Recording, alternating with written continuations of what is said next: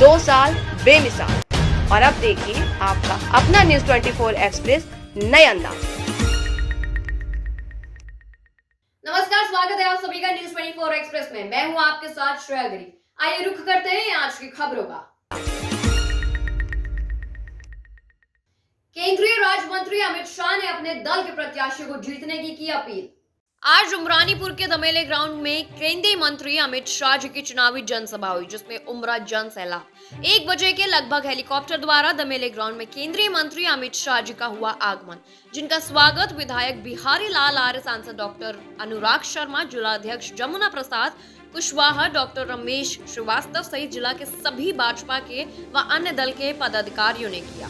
वहां मौजूद रहे। मंच पर पहुंचते ही अमित शाह जी ने हाथ हिलाकर श्री राम के नारे से भारत माता की जय करी। इसे पूरा ग्राउंड गूंज उठा। पहले सांसद अनुराग शर्मा जी ने दोनों हाथ उठाकर श्री राम के नारे के साथ जनसभा में पहुंचे हजारों की संख्या में लोगों से रश्मि आर्य को जिताने का आह्वान किया। उसके बाद विधायक बिहारी लाल आर्य ने माइक संभालते हुए भारत माता की जय बोलते हुए उन्होंने कहा, डॉक्टर रश्मि आर्य 1 लाख वोटों से भी ज्यादा से जीतेंगे। उन्होंने पूरे दमखम से सभी लोगों में रश्मि आर्य को जिताने का आह्वान किया। उसके बाद रश्मि आर्य ने माइक संभालते हुए श्री राम के जयकारों के साथ ग्राउंड में आए हुए सभी लोगों से कप प्लेट पर मोहर लगाने का आह्वान किया। आखिरी में केंद्रीय मंत्री अमित शाह जी ने भारत माता की जय वंदे मातरम के नारे से ग्राउंड गूंज उठा। उन्होंने योगी जी के 5 वर्षों के सभी कार्य गिनाए। उन्होंने बताया कि समाजवादी पार्टी की सरकार में समाजवादी का नारा है, खाली प्लॉट हमारा है, लेकिन योगी जी सरकार बनते ही जिन प्लॉटों पर कब्जा हुआ था उन प्लॉटों पर योगी जी के बुलडोजर ने धाराशायी कर दिया और भी कई योजनाएं गिनाई। आखिर में अमित शाह जी ने ग्राउंड में बैठे हुए सभी लोगों से भाजपा अपना दल प्रत्याशी डॉक्टर रश्मि आर्य को भारी मतों से जिताने का आह्वान किया। बुंदेली भाषा के लिए कुछ किया है क्या? जरा जोर से बोलो, किया है क्या? हमारी सरकार बनने के बाद हम केशवदास बुंदेली एकेडमी बनाकर बुंदेली बोली को मजबूत करने का काम ये भारतीय जनता। मित्रों, यूपी में 5 विश्व स्तरीय एग्जीबिशन सेंटर बनने वाले हैं। मैं आज आपको वादा कर जाता हूं, 5 में से 1 ये मेरे बुंदेलखंड में भारतीय जनता पार्टी बनाने वाली है। कानपुर के अंदर मेगा लेदर पार्क बनाएंगे, जिससे चमड़े के साथ जुड़े हुए हमारे सभी दलित भाइयों को बड़ी मात्रा में रोजगारी और उनकी इनकम बढ़ाने का काम होगा। और बुंदेलखंड में 2 आईटी पार्क भी बनाने का ये भारतीय जनता पार्टी की सरकार ने सोचा है। मित्रों, हमने रानी लक्ष्मीबाई की जयंती पर झांसी जलसा का एक परंपरा करा। पहाड़ी कछुए और तोते जब्त करने पहुंची वन विभाग की डीएफओ का मीडिया से हुआ विवाद। शासकीय कार में बाधा का प्रकरण दर्ज कराने की धमकी। रंगीन मछली घर से पहाड़ी कछुए और तोतों का कारोबार किए जाने की जानकारी पर वन विभाग की टीम कार्रवाई के लिए पहुंची थी। जानकारी लगने पर मीडिया कर्मी भी कवरेज के लिए पहुंच गए। इस दौरान डीएफओ कवरेज कर रहे मीडिया कर्मियों पर भड़क गए और शासकीय कार में बाधा डालने का प्रकरण दर्ज कराने की धमकी देने लगे, जिसको लेकर विवाद बढ़ गया। मीडिया कर्मी कलेक्टर से मिलकर मामले की शिकायत करेंगे। वेदनगर स्थित रंगीन मछली घर से दुर्लभ प्रजाति के पहाड़ी कछुए और तोते बेचे जाने की सूचना पर वन विभाग की टीम बीती रात पहुंची थी। दुकान बंद होने की वजह से रात में 2 कर्मचारियों को दुकान के आसपास तैनात किया गया, ताकि दुकान संचालक कछुए और तोते रात में निकालकर गायब न कर दें। आज सुबह दोबारा टीम वेदनगर पहुंची और दुकान संचालक को बुलाने का प्रयास शुरू। जानकारी लगने पर मीडिया कर्मी कवरेज के लिए पहुंचे थे। वन विभाग की टीम में शामिल डीएफओ मीडिया कर्मियों को देखकर भड़क गई। उन्होंने कवरेज से रोकने का प्रयास किया। उनका कहना था कि ये विभागीय काम है, अगर कवरेज किया गया तो इसे शासकीय कार में बाधा माना जाएगा और प्रकरण दर्ज कराया जाएगा। ये सुनकर मीडिया कर्मियों ने कहा कि अगर आप काम मीडिया कर्मियों ने कहा कि आप अपना काम कीजिए, हम अपना कवरेज करेंगे, जिसको लेकर काफी देर तक बहसबाजी होती रही। मीडिया कर्मी मामले की शिकायत कलेक्टर से करने पहुंचेंगे। उनका कहना था कि अगर ऐसे ही प्रकरण दर्ज कराने की धमकी मिलती रही तो वो अपना काम कैसे करेंगे। वो कोई गलत काम के लिए नहीं पहुंचे थे। दुर्लभ प्रजाति के पशु और पक्षियों का व्यवसाय होने पर कवरेज करने गए थे। विभाग की कार्यवाही संदेह के घेरे में जिस तरह से वन विभाग की कार्यवाही और मीडिया का विवाद सामने आया है, उससे कार्यवाही पर संदेह की अंगुलियां उठने लगी हैं। ऐसा प्रतीत हो रहा है कि मानो वन विभाग वाले मामले को निपटाने की कोशिश करने में लगी हुई। मीडिया के आ जाने पर पूरे शहर में खबर फैलने से उनका काम बीच में ही रुक सकता है। पूर्व में भी कई बार वन विभाग और STF दुर्लभ दो मुंह के सांप और सिल्वर उल्लू को पकड़ने की कार्रवाई कर चुकी है। उस दौरान मीडिया को बुला कर कवरेज कराया गया था। स्वच्छता प्रतिष्ठान कार्यालय एवं सफाई मित्रों को प्रमाण पत्र से किया सम्मानित। मालथौन को साफ सुथरा स्वच्छ बनाना है। लखन सिंह माथलौन नगर परिषद द्वारा स्वच्छता सर्वेक्षण के तहत स्वच्छ प्रतिष्ठान सफाई मित्रों का सम्मान कार्यक्रम आयोजित किया गया, जिसमें मुख्य अतिथि नगरीय प्रशासन एवं आवास मंत्री भूपेंद्र सिंह के प्रतिनिधि लखन सिंह ठाकुर शामिल हुए। उन्होंने संबोधित करते हुए कहा कि हमारा मालथौन साफ सुथरा स्वच्छ बने। मंत्री जी ने स्वच्छ प्रतिष्ठान का सम्मानित करने की प्रदेश में योजना बनाई है। जो दुकानें प्रतिष्ठान के आजू बाजू में कचरा पड़ा रहता है वो पड़ा नहीं रहेगा। साफ स्वच्छता वाले दुकान प्रतिष्ठान को प्रमाण पत्र से सम्मानित करने का उद्देश्य है कि आपको जागरूक करना है। आपके पड़ोस में भी अपना प्रतिष्ठान आसपास को साफ स्वच्छ रखें। आप भी प्रमाण पत्र से सम्मानित हो सकते हैं। स्वच्छता सर्वेक्षण रैंकिंग का उद्देश्य है नगर को साफ सुथरा स्वच्छ बनाना। हम संकल्प लेते हैं जहाँ साफ स्वच्छता रहती है वहाँ बीमारियां नहीं आती हैं। जब बीमारियां नहीं आती हमारा दवाइयों का पैसा बचता है। कार्यक्रम के माध्यम से एक और बात बता रहे हैं कि आज बहुत सारे देश हैं उनमें कभी मलेरिया नहीं होता है। कारण साफ सफाई, क्योंकि वहाँ गंदगी नहीं है, कीटाणु पैदा नहीं होते। जब मच्छर ही नहीं होंगे मलेरिया नहीं होगा। आज हमने ऐसे प्रतिष्ठानों का सम्मान करने का संकल्प लिया है। मंत्री भूपेंद्र सिंह ने प्रदेश में संकल्प लिया है को लेकर कार्यक्रम आयोजित किया गया है, बताएं। जो कार्यक्रम आज जो आयोजित किया गया है वो हमारे मंत्री जी भूपेंद्र भैया ने पूरे प्रदेश में साफ स्वच्छ प्रतिष्ठान रहें उसके लिए उनका सम्मान कार्यक्रम आज रखा है। हम सब लोगों ने बहुत सारे प्रतिष्ठान ऐसे हैं कि उन्होंने अपनी प्रतिष्ठान साफ सुथरा रखा है, इससे उनका सम्मान भी हुआ है। इससे आने बाकी लोगों को लिए भी एक मैसेज है कि आप भी अपना प्रतिष्ठान साफ सुथरा रखें, घर सुरक्षित साफ रखें, जिससे कि हम स्वस्थ रहें, बीमारी ना हो। तो इसके लिए कंपटीशन लोगों के बीच में आए कि हमारा भी प्रतिष्ठान साफ सुथरा रहे। उसके लिए मंत्री जी ने पूरे मध्य प्रदेश में अभियान चलाया है और आज अभियान को हमारे जनप्रतिनिधियों के माध्यम से उनको प्रशस्ति पत्र दिया जा रहा है उनके अच्छे प्रतिष्ठान साफ सुथरा होने का। गंदे पानी के गड्ढे में गिरने से हुई एक बच्चे की मौत, परिवार को 1 लाख रुपए का चेक देकर की आर्थिक मदद। तारानगर उपखंड अधिकारी मोनिका जाखंड के प्रेरणा से व धुरीना ऑनलाइन ऐप के संयोग से उपभोक्ता समस्या निवारण संस्था के प्रदेशाध्यक्ष अमर सिंह चरण ने जरूरतमंद परिवार को 1 लाख रुपए का चेक देकर आर्थिक मदद की। मिली जानकारी अनुसार क्षेत्र के वार्ड 34 में पिछले दिनों गंदे पानी के गड्ढे में गिरने से हुई एक बच्चे की मौत हो गई। इसको लेकर मृतक के परिवार को चारण परिवार की तरफ से प्रशासनिक अधिकारियों की उपस्थिति में 1 लाख का चेक सौंपा। इस नेक कार्य के लिए प्रशासनिक अधिकारियों ने ऐप के संचालक सुभाष चारण सहित चारण परिवार का धन्यवाद ज्ञापित किया। इस मौके पर तहसीलदार राजीव, विकास अधिकारी संत कुमार मीणा, जमरदीन तेली, पटवारी कुलदीप जियाणी समस्त और लोग उपस्थित रहे।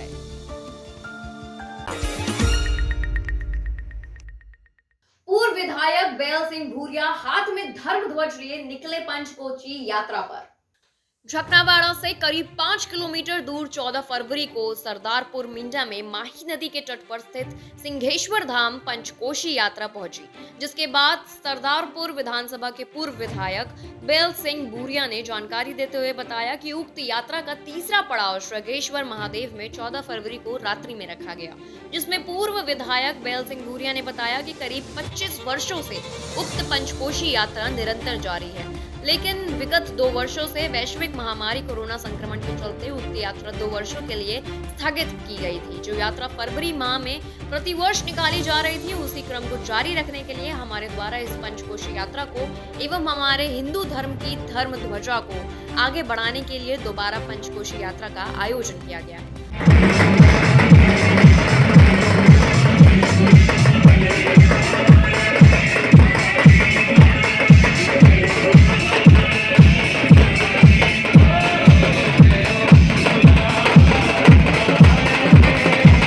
यात्रा में ध्वज के लाभार्थी बेल सिंह भूरिया स्वयं है। इसके साथ ही मीडिया से चर्चा में भूरिया ने बताया कि उक्त यात्रा का हमारे द्वारा कोविड-19 के चलते प्रचार प्रसार कम किया गया, जिसके चलते पंचकोशी में श्रद्धालुओं में थोड़ी कमी है, लेकिन आगामी वर्ष में कोविड-19 के खात्मा होने के बाद बड़ी संख्या में माही पंचकोशी में श्रद्धालु एकत्रित होकर उक्त यात्रा को ऐतिहासिक यात्रा रूप में नजर आएगी।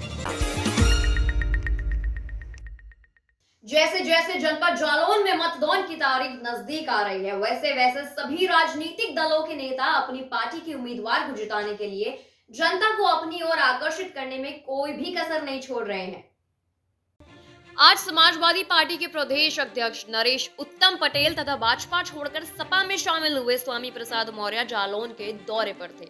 जनपद जालौन के कौंच नगर क्षेत्र में स्थित SRP इंटर कॉलेज मैदान में जनसभा को संबोधित करते हुए दोनों नेताओं ने भाजपा सरकार पर किसान विरोधी होने तथा बेरोजगारी सहित कई अन्य आरोप लगाते हुए लोगों से अपील की कि समाजवादी पार्टी को ही वोट दें। राजाराम पाल साहब का आपके द्वारा स्वागत सम्मान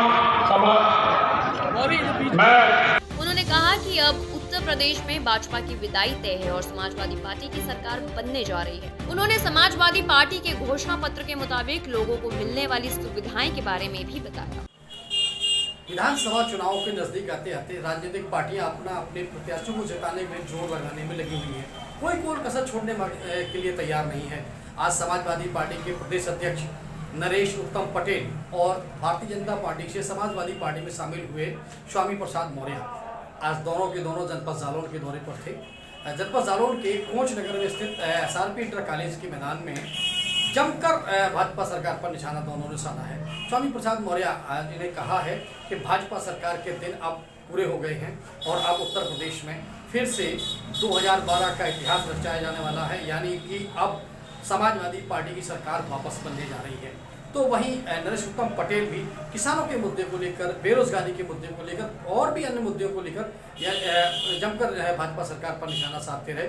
साथ ही एक बात आपको और बताते चले कि यहाँ पर समाजवादी पार्टी सहित बहुजन समाज पार्टी हो, कांग्रेस हो या अन्य जो विपक्षी दल हैं, वो बराबर पिछले कुछ दिनों से लगातार हमलावर हो रहे हैं सत्तारूढ़ भारतीय जनता पार्टी का।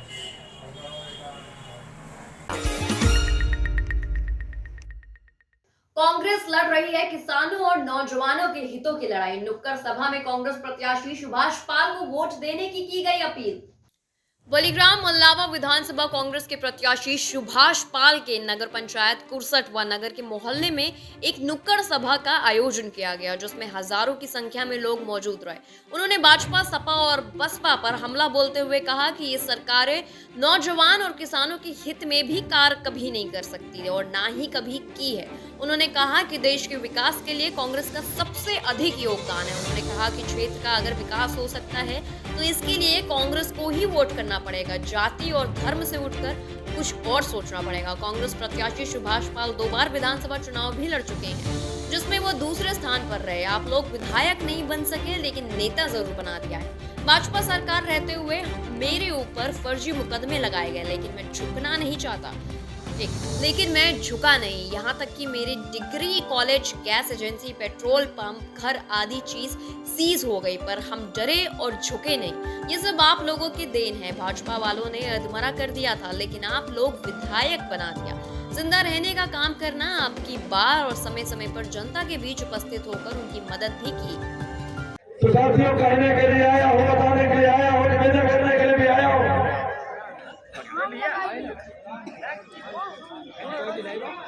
कि जिस प्रकार से इन लोगों ने आप लोगों को कीड़े मकोड़े माना, 23 तारीख वो तारीख है जिस दिन इनको भी जवाब देने की जरूरत है।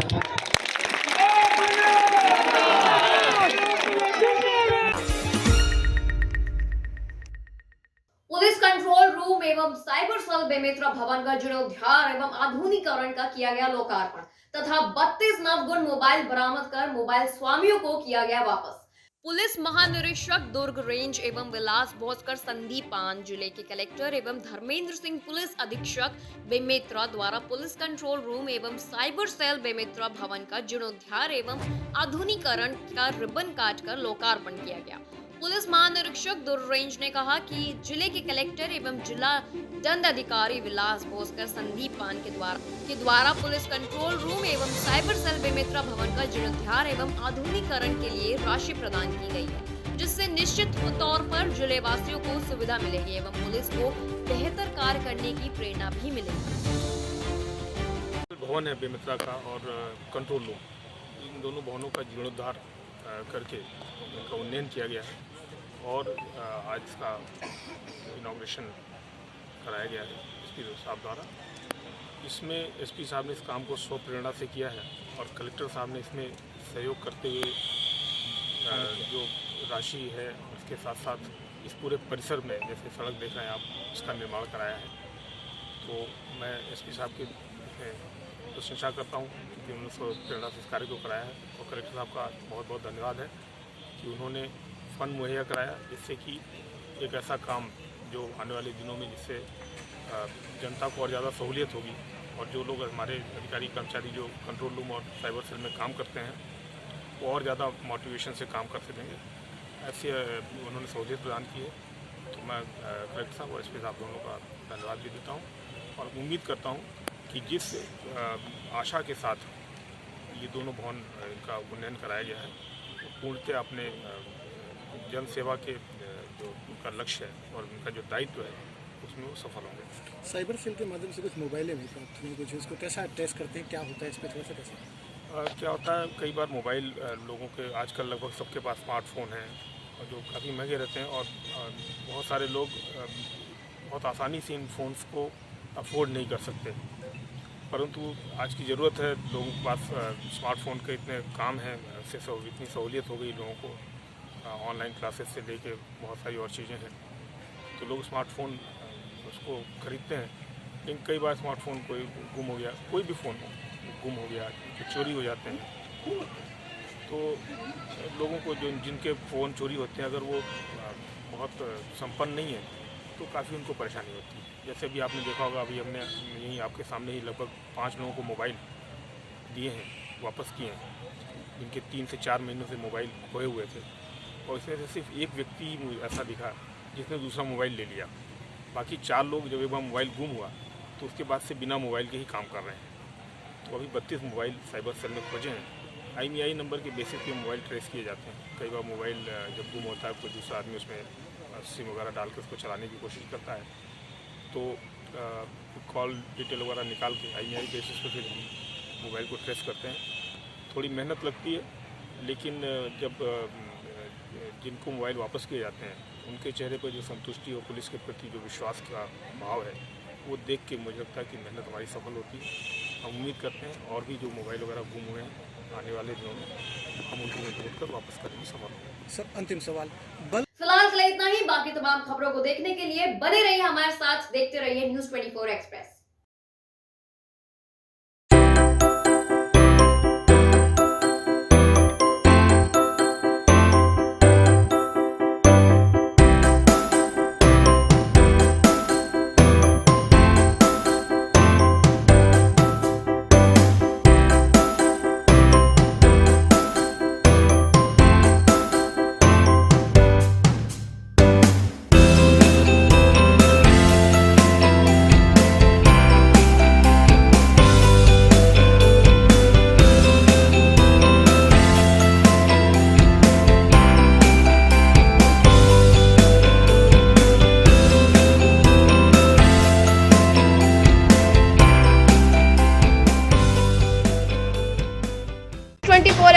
के 2 साल बेमिसाल। और अब देखिए आपका अपना न्यूज़ 24 एक्सप्रेस नए अंदाज।